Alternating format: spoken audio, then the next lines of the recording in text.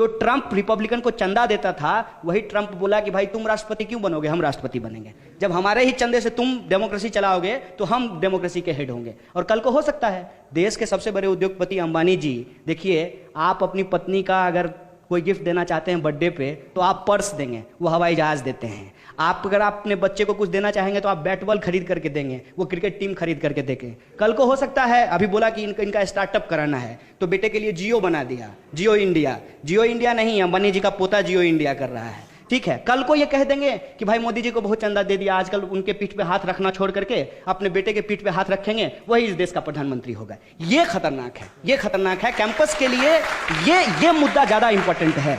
और परिवारवाद, वंशवाद, जातवाद, ये जो सवाल है, इस सवाल को आज का यूथ जनरेशन बहुत सीरियसली ले रहा है। और इसका एक सिंपल एग्जाम्पल है, आप ये देख लीजिए कि मोदी जी, माने ऐसा तो नहीं है कि उनके 10 हाथ हैं, वो कौन सी ऐसी बात थी जिसने फर्स्ट टाइम वोटर को अट्रैक्ट किया। वो बात ये थी कि एक नॉर्मल कार्यकर्ता होने के बावजूद वो आदमी पार्टी के टॉप पोजीशन पे पहुंचा। ये एक पॉजिटिव बात है। इसके अलावा एक और चीज है जो बहुत इंपॉर्टेंट है, वो ये है कि पूरी दुनिया में इस्लामोफोबिया है। किसी भी मुसलमान से ही पूछा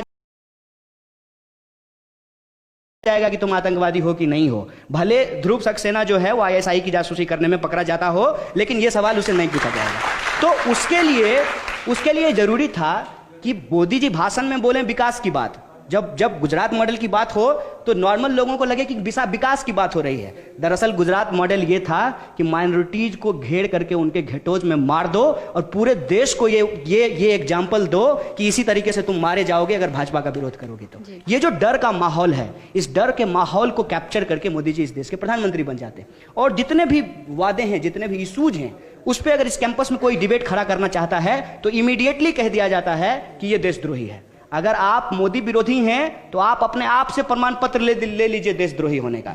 क्योंकि देश क्या है, देश बनता कैसे है, देश की परिभाषा कैसे तय होगी, ये आज हमारे लिए इंपॉर्टेंट नहीं है। हमेशा हमको डाइवर्ट किया जाता है। मैं समझता हूं कि देश की परिभाषा कॉन्स्टिट्यूशन से है और इसके प्रियम्बल का पहला लाइन है हम भारत के लोग।